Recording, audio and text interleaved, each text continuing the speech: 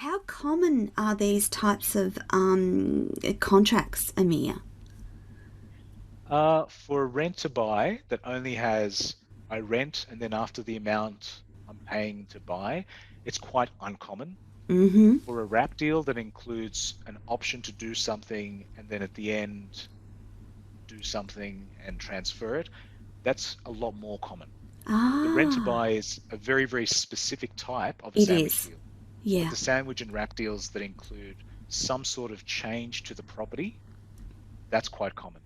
The three most common are from the time that you've signed the option to the time of settlement, the buyer might be allowed to apply to council with your permission to change the material change of use, Yes. meaning that A if DA. you have a house that people are living in, not just a DA, it's a material change of Change. use. Mm-hmm. So if you have a house that somebody is living in just as a residential house, that you want to change it to a pig farm, Okay.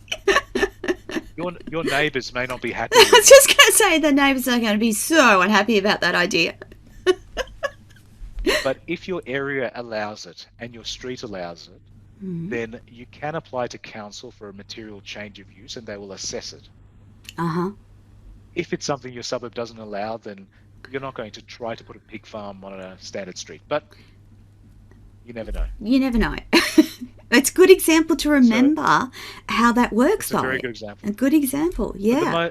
look, in reality, Tony, it's a lot easier than that. Most people say, look, you built a house to Uh-huh. have one family living in it.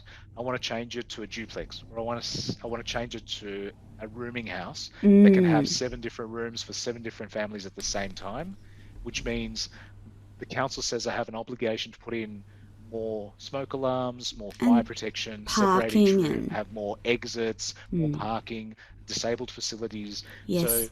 there are a lot of things that a council or some councils might say, okay, if you want to change it from building type 1 or class 1 Ah. to building class 9, then to go from this to this, you have to apply for a material change of use to say, yes, we're going Mm. to allow that many people to live in such a high density compared to what was there before. Yeah.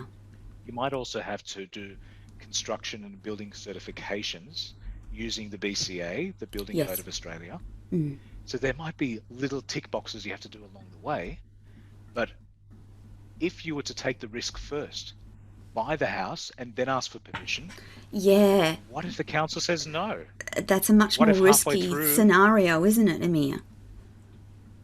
what if your neighbors object? Mm. But if you've got time on your hands because of a wrap deal or because of an option deal, and the owner agrees to you being allowed to ask for permission to do a Yeah. material change of use and to let all your neighbors know that that's what you're planning to do, Mm. then they're not paying the mortgage on the majority of the No. interest because they haven't paid you the whole amount. They've paid you either a fee or a deposit. Let's say it's 10%. So Yeah. if you're buying $1 million house with the hope of turning it into a To rooming house, a boarding mm. house, something that has a lot of different families living side by Yes. side, but without calling it an apartment or a hotel or a motel, Yeah. then during that time frame, you may have paid 100,000 as your fee to the owner, as your 10%. If everything's successful at the end, that 10% becomes the deposit. But you're also investing 10,000, 15,000, 25,000 That's right. for the engineers, for your specialists to draw up where the borders are going to be, Uh-huh. potentially where the strata is, or where the Yes. body corporate is, potentially where the fence lines up and where everybody has their own allocated outdoor living space. That's their Mm-hmm. own private living space. Yeah. So all these things where you're spending money, That's that right. increases the value potentially Of for that the owner, property. but only if it's approved. Mm. Otherwise, you're just throwing money away. Mm. Now, scenario A, you bought the place and you have 12 months to do it. So Uh-huh. you've borrowed $1 million, and on top of the million, you're spending 25,000 to investigate. Mm-hmm. In scenario B, you're paying 100,000 as your fee to be able to do Mm. the research. You're spending 25,000 to do the rest. In Yes. scenario A, you own that property for $1 million. You bought Yes. it for 1 million and you've spent the 25,000. If the council says no, you still own the property. That's right. Mm-hmm. If the price goes up, you've made money. If the price goes down, you've lost money. Yeah.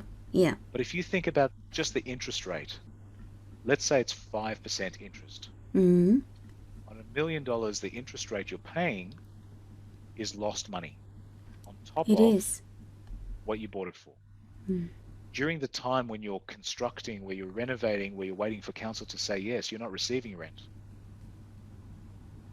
So No. quite often when you're doing demolition work or you're doing Yeah. construction work that involves plumbing, electrical, putting in fire protection walls, it's not practical to have a tenant in there during that time.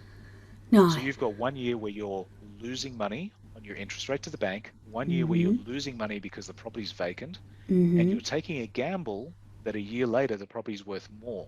Now that's a risk. In option B, you're still taking a gamble and you're still Yes. spending 125,000. 100,000 as your deposit and 25,000 for your research. But during that time, that is the only cost that you're losing. So let's say your interest rate is 50,000 during the year on $1 million, Uh-huh. and you're throwing away the 50,000 just to the bank, Yeah. or you're using your deposit of 100,000 that is lost if you lose, if you can't do the If you change. can't do that, yeah. But this is the best bit. If in a year's time the property has gone up in value, you've now got the right to use it, to buy it Yes. And with that 100,000 you've already put into it anyway, even if you yes. can't do what you wanted to do initially with your $25,000 for the material change of use.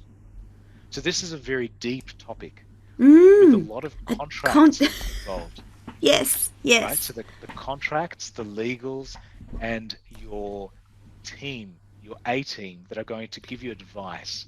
So, like Yes. the students that I work with, they use the team that I've worked with before to Mm. say, have you done this before? What suburb? Show me an example. And can we do exactly the same thing on the new property? Yes. This is where your team of experts comes in. Yeah. It's useful to have somebody that knows the council, that's worked with that same council before, because they'll know not just the written law, but the interpretation within that council, Yes. Because and it also can that, it can be different from council to council how they interpret things like material change of use, can't it?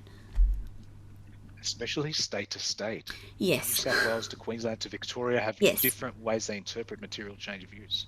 Um, there's a lot of obligations to how heavily licensed the expert that's providing the report has to be in each of those states. Mm-hmm. And that has a dramatic difference on the cost of investigation for you.